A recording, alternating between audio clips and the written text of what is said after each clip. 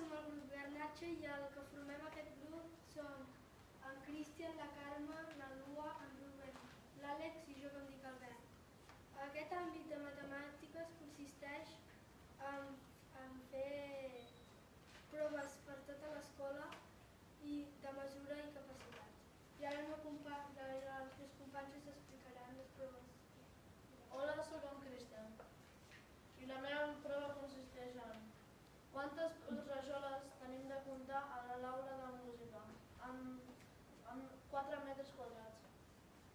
Jo soc la Carme i la meva prova consisteix en mesurar la porta d'entrada de l'escola per veure si pot cabre o passar-hi un camió de 5,5 metres d'amplada.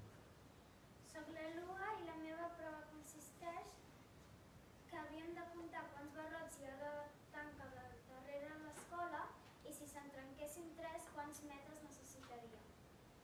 Hola, em dic Rubén i la meva prova consistia en que els alumnes tenien que seure i quants nens o alumnes hi cabien al voltant de la pista. Hola, em dic Àlex i la meva prova consistia en comptar totes les cortines de l'escola i medir-les i si es trenquessin 7, quants metres de corda de cortina necessitaríem per arreglar-los.